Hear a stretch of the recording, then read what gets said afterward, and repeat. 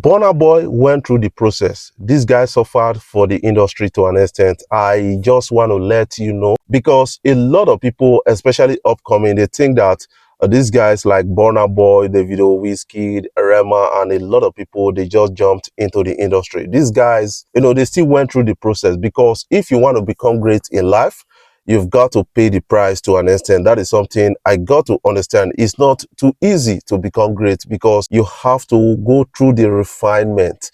And Burna Boy actually spoke about this, years ago with, Aduba. That is something I got to understand about all of this. And a person of Davido also spoke his reality right now, years ago into existence. That is, I need to speak about that, because, songwriting and mantra, they are almost the same thing, because as an artist, after writing songs, recording, and then going to shows to perform that, you have to be repeating that over the years, and that will sink into you spiritually. Before we dive into the story, I want to say thank you guys for watching our videos, and thank you for the love so far. If you are new here, you can click the subscribe button below, the bell notification icon to always get notifications each time we upload our videos. Guys, remember that, Kennis actually came out to say, what? I signed Kelly Handsome, and this happened. That was what he said on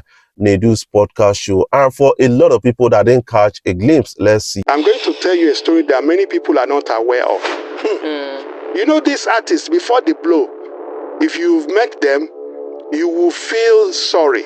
You spend a lot of money on the musician. People should understand that what we are in is not charity. It's business. He said he doesn't want to do it again. After we've shot 5 Hollywood videos. What? 5 Hollywood videos. I say that again. 5 Hollywood. It was Idris Abdul Karim that said, sign him.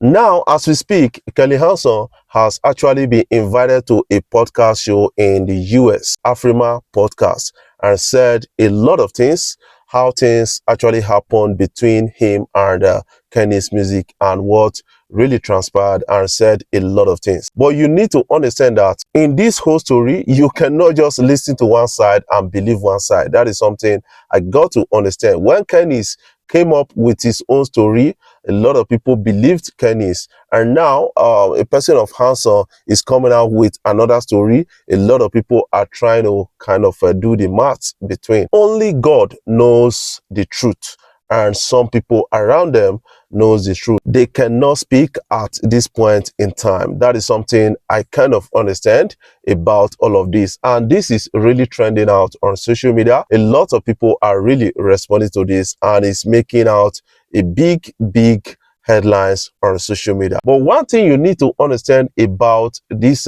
interesting story is that, for every artist, they have their own story to tell, because this issue with record label, we are having one right now, Ashake and Olamide. We still got Shali Poppy and Dapper. We still got a lot of people having this kind of issues. When the likes of Rema actually left Don Jazzy, I think he didn't leave Don Jazzy fully as an independent artist. They still have a kind of a pending contract, being worked around between them. That is something I believe about that, because you don't need to live in a sad note. That is why when you see Rema performing at events or doing shows, you will find Don Jazzy coming on the line to really support Rema at that. In Abuja, Don Jazzy did support Rema. In Benin, Homecoming, Don Jazzy did support Rema. But right now, a lot of others is always,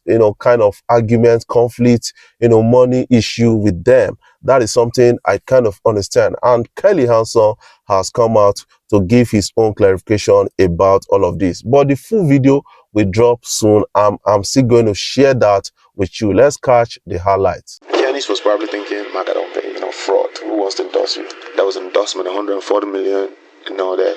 So I wanted my money. And I said, if I don't get my money, I'm not going to come to Nigeria. The show for Glow is 450. Meanwhile, it's 6 million. So when I was performing, Kelly, shut it down, everybody stand up. I said, they didn't pay me for the show. Ooh. Glow asked them to return all the money. Do you need a movie? Don Jazzy. And the band they there, the ginger, so may they even give me laptop. You know when they don't catch you for TikTok, make you hold laptop, they want to say. So they had to bring the SARS people somehow with their connect to come there to come and carry me from handcuffs from Kano. Throw back to Abuja, threw me inside SARS, special anti-robbery squad.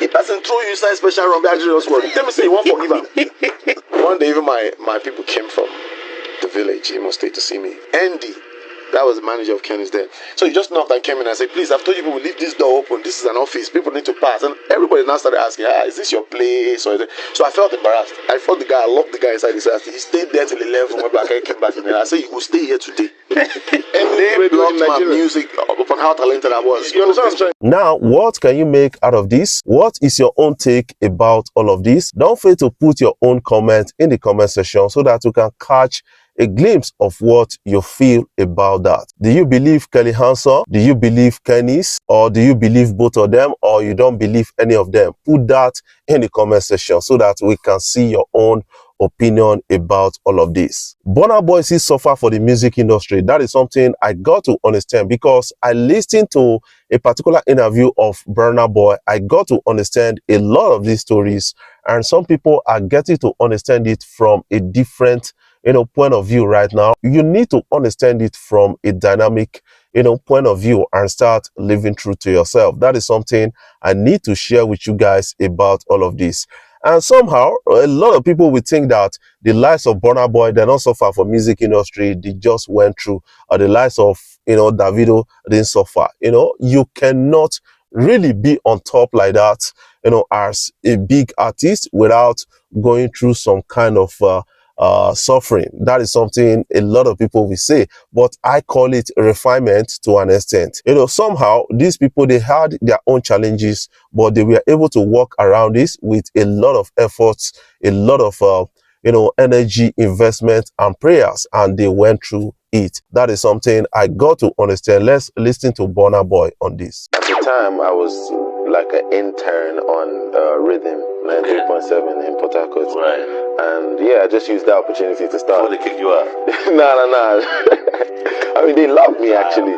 Yeah, man. So basically, I just used the opportunity to plug in my little singles that I had recorded at the time, and it just surprisingly picked up in that region of life.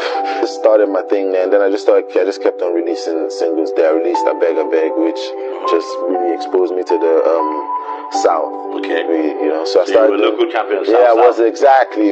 So I was doing shows out there in the South, for 100K, 200K, and stuff. 100K Port Harcourt? Yeah. You must have been a local champion. Yeah, I really was. They did one MTN show back in the day, and I was built to perform, but at the time it was more hits that was raining. Okay. Yeah. So more hits kick you off.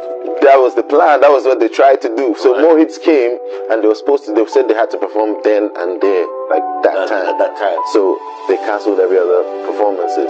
So I was supposed to perform, and then the crowd started screaming my name. You can confirm this from any NTN worker back in the day and stuff. And the crowd just started screaming, Burna Boy, like really hyped. So they had to bring me on. But then they tried to make me perform one song. And then after that one song, they kept asking for more. It was crazy. Good. What can you make out of this? What is your own take about all of this? Don't fail to put your own comment in the comment section. Based on what we've heard about Burna Boy right now, you cannot say that Burna Boy just jumped into the process or into fame. Burna Boy went through the process and paid for it with a lot of kind of effort. That is something I got to understand. But let's talk about Davido also. Some people feel that Davido, so far now in Papa money just carry on. But Davido is not the only billionaire son or billionaire's child that went into music. We have the likes of DJ Copy. We have Lax. We have a lot of people that went into music from a rich background. They're not feel sustainable. But Davido actually paid, because when you listen to the story of Davido, his father was really against him doing music. You know what it means for billionaire to actually be against you from doing music? His father at the time threatened to arrest Don Jazzy and the bunch. That is something you need to understand. But this guy didn't actually relax. He talked about how he sold his father's television to actually sponsor his project in the US. That is to tell you that, there's nothing good that comes easy. You have to pay for it.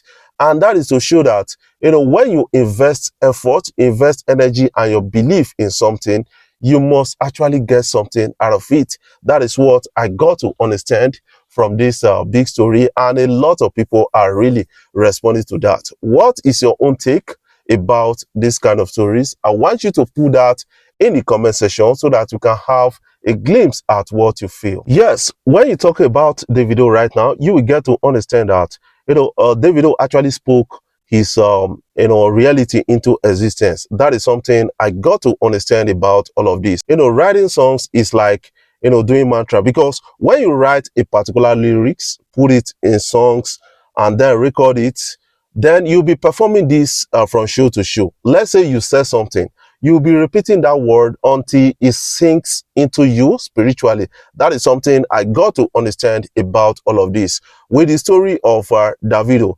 And then you get to understand, because he did a song with Diamond Platinums, years ago. And right now, these guys are living through that, kind of fame, through that, word, they are living to it. That is something I got to understand. Let's watch the video of Davido as he spoke about it. Tanzania to Lagos, I go make you famous.